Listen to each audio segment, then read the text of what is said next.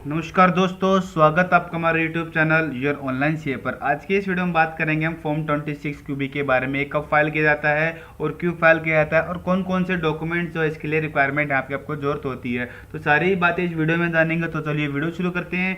Video शुरू करने से पहले अगर आपने हमारे चैनल को अभी तक सब्सक्राइब नहीं किया है तो प्लीज़ चैनल को सब्सक्राइब करें और बेल आइकन को दबाना ना भूलें। तो सबसे पहले बात करते हैं डॉक्यूमेंट्स के बारे में जो जो आपको जरूरत होती है फॉर्म फाइल करने के लिए। तो सबसे पहले आपके पास जो पैन कार्ड होना चाहिए, बायर और सेलर का जो आपके पास दोनों का पे पैन कार्ड होना चाहिए। उसके बाद आपके पास यहाँ पे कम्युनिकेशन डिटेल होनी चाहिए, आपके बायर की और सेलर की दोनों की कम्युनिकेशन डिटेल होनी चाहिए। उसमें आपका एड्रेस आ जाता है, फ़ोन नंबर और मेल आईडी यहाँ पर आ जाती है। उसके बाद हम बात करते हैं प्रॉपर्टी डिटेल चाहिए होती है आपको। जो प्रॉपर्टी आप बाय करते हो उसकी डिटेल यहाँ पे आपको पूरी डिटेल यहाँ पे चाहिए होती है। और आपको स्टेटस यहाँ पे पता होना चाहिए, जो सेलर का स्टेटस है वो रेजिडेंट है फिर नॉन रेजिडेंट है। तो सारी बातें पता करने के बाद फिर आप फॉर्म जो फाइल कर सकते हैं। तो फॉर्म सबसे पहले हम फाइल किसका करना है, फॉर एग्जाम्पल हम बात कर लेते हैं। जैसे आप राम जो यहाँ पे बायर है, तो राम जो है वो आपका टीडी डिडक्ट करेगा। तो राम को इनकम टैक्स पोर्टल पे लॉगिन करना है, वही टीडी डिडक्ट करेगा। तो उसका यहाँ पे आपको लॉगिन करके फॉर्म फाइल यहाँ पे करना है। तो सबसे पहले हम बात करते हैं ये कितने अमाउंट पे कटता है। अब अमाउंट जो है, अमाउंट अगर आपके बायर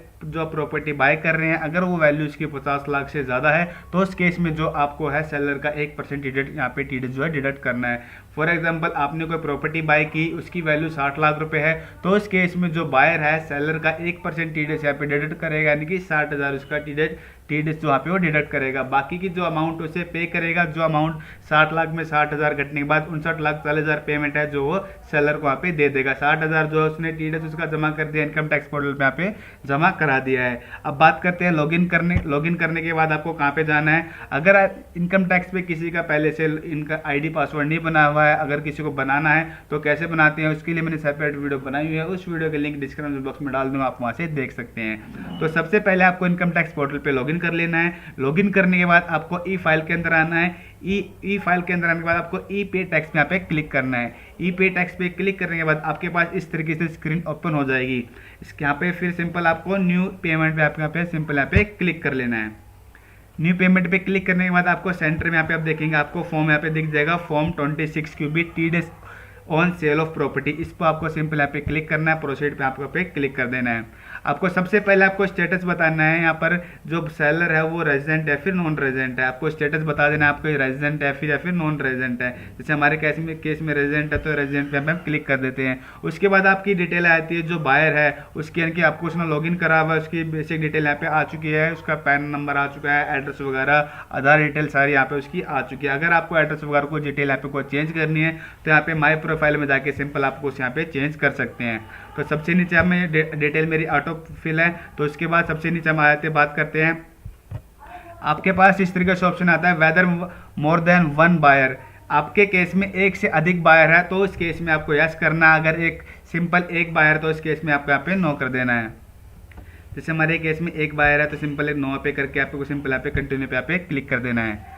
अब हम बात करते हैं, अगर आपके पास काफ़ी सारे केस ये होता है कि प्रॉपर्टी जब बाय कर रहे हैं तो उसके अंदर 2 बायर होते हैं, 2 सेलर होते हैं, फिर एक बायर है फिर 2 सेलर। तो इस केस में कैसे आपको डिडक्ट यहाँ पे करना है। तो सबसे पहले मैं एक एग्जांपल यहाँ पे लेके चलता हूँ कि एक बायर है और 2 सेलर है, यानी कि जो बायर है एक है और सेलर यहाँ पे 2 है। तो टीडीएस कैसे डिडक्ट करेगा, जो बायर है फॉर एग्जांपल 60 लाख की वैल्यू है तो 30 लाख एक्स का और 30 लाख वाई का, यानी कि 30 लाख की वैल्यू पे 30,000 दोनों का वो टीडीएस यहाँ पे डिडक्ट करेगा। और 2 फॉर्म जो फाइल करेगा फॉर्म 26 को भी 2 फॉर्म फाइल यहाँ पे करेगा। पहला एग्जांपल ये होगा।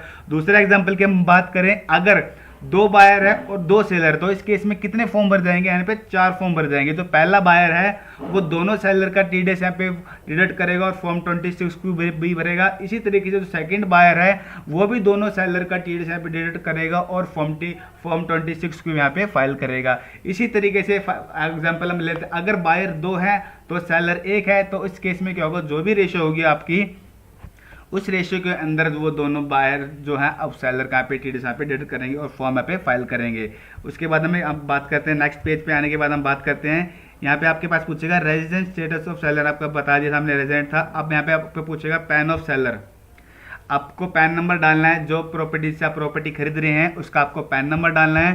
पैन नंबर डालने के बाद कंफर्म पैन नंबर, वो सेम पैन नंबर आपको यहाँ पे दोबारा डालना है। अगर आपके पास आधार नंबर है सेलर का तो डाल दीजिएगा, तो यहाँ पे को वैसे कोई मैंडेटरी फील्ड यहाँ पे नहीं है। जैसे आप पैन नंबर डालेंगे नेम आपका सेलर का जो आपका नाम यहाँ पे आ जाएगा और कैटेगरी आ जाएगी पैन की। जैसे फॉर एग्जांपल आप कंपनी है तो कंपनी आ जाएगा, इंडिविजुअल है तो इंडिविजुअल आएगा। इस तरीके से कैटेगरी यहाँ पे पैन की यहाँ पर आ जाएगी। एड्रेस डालना है, यहाँ पे किसका एड्रेस डालेंगे, जो आप जिससे प्रॉपर्टी परचेज कर रहे हैं सेलर के आपके यहाँ पे एड्रेस डालना है। वो आप एड्रेस आधार कार्ड से यहाँ पे डाल सकते हैं आप इस तरीके से। फिर आपको यहाँ पे फ़ोन नंबर और मेल आई डी डालनी है और यहाँ पे आपको ऑप्शन यहाँ पे सिलेक्ट करना है कि whether more than one seller. जैसे कि मैंने आपको एग्जांपल के थ्रू बताया, अगर ज़्यादा सेलर है तो किस तरीके से आपको फॉर्म 26 भी भरना है। हमारे केस में सिंपल एक है सेलर, तो इस केस में यहाँ पे नो करके आपको सिंपल अगले पेज पे कंटिन्यू पे क्लिक करना है। बायर और सेलर की डिटेल डालने के बाद आपके पास अब बारी आती है प्रॉपर्टी डिटेल डालने की बारी, यहाँ पे बारी आती है। उसके बाद सबसे पहले आपको उसमें ऑप्शन पूछा जाता है टाइप ऑफ प्रॉपर्टी। आपने जो प्रॉपर्टी बाय की है वो लैंड है, फिर बिल्डिंग है, बिल्डिंग के अंदर शॉप है, अपार्टमेंट है, फ्लैट है, बंगलो है, जो भी इसके अंदर आता है। अगर सिंपल आप लैंड ले रहे तो लैंड पे आप सेलेक्ट करना है। अगर आप बिल्डिंग वगैरह कोई फ्लैट वगैरह कोई आप शॉप परचेज करें तो उस केस में आपको बिल्डिंग यहाँ पे सिलेक्ट कर लेना है। जैसे हमारे केस में यहाँ पे शॉप परचेज की है तो बिल्डिंग यहाँ पे सिलेक्ट कर लेते हैं। अब बात करते हैं इसकी एड्रेस डिटेल डालना है। एड्रेस किसका डालना है, जो आप प्रॉपर्टी यहाँ पे बाय कर रहे हैं उस प्रॉपर्टी का आपको यहाँ पे एड्रेस यहाँ पे सिंपल यहाँ पे फिल कर देना है। अब फिल करने के बाद आपको यहाँ पे उसके सबसे मेन जो जरूरी चीज़ है इसके अंदर यहाँ पे अब आती है date of agreement of booking. किस डेट में एग्रीमेंट आपका जो अग्रीमेंट हुआ है प्रॉपर्टी परचेज करने का वो आपको यहाँ पे डेट डालनी है। एग्रीमेंट जो पास्ट डेट का भी यहाँ पे हो सकता है, फ्यूचर डेट का एग्रीमेंट तो होगा नहीं, तो आपको यहाँ पे जो है डेट है वहाँ पे एग्रीमेंट की यहाँ पे आपको सिंपल यहाँ पे डेट डाल देनी है। फॉर एग्जाम्पल जैसे हमारे 1 नवंबर का एग्रीमेंट है तो एक एग्रीमेंट के हमने 1 नवंबर 2023 यहाँ पे डेट यहाँ पे डाल देनी है।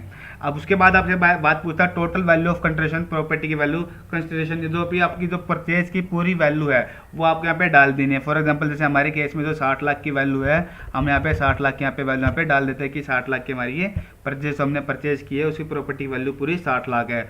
अब उसके बाद आपसे पूछता है date of payment credit made to seller, किस डेट को जो आप पेमेंट कर रहे हैं और किस डेट को आप डिडक्ट करने हैं। आपको याद रखना यहाँ पे 1 महीने से अंदर जो आप डिडक्ट जो आप यहाँ पे डिडक्ट करना है पेमेंट कर लेनी, क्योंकि 1 महीने के बाद जो आपके पास जो ऊपर जो पे इंटरेस्ट आपको पे करना पड़ सकता है। तो जैसे हम मानते हैं कि आज हम पे कर रहे हैं, आज की डेट में हम डिडक्ट कर लिए, 21 तारीख हमने पे किया तो 21 तारीख हम डिडक्ट कर रहे हैं, तो आपके उस केस में क्या है आपके पास कोई इंटरेस्ट यहाँ पे आपको देना यहाँ पे नहीं पड़ेगा।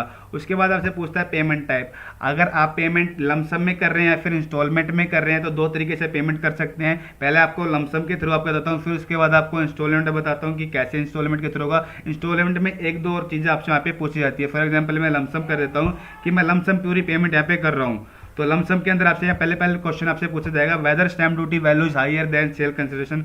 अगर आपकी हायर है तो इस केस में यस कर देनी है, तो नो, नहीं सिंपल इसे यहाँ पे नो यहाँ पे रहने देंगे हम।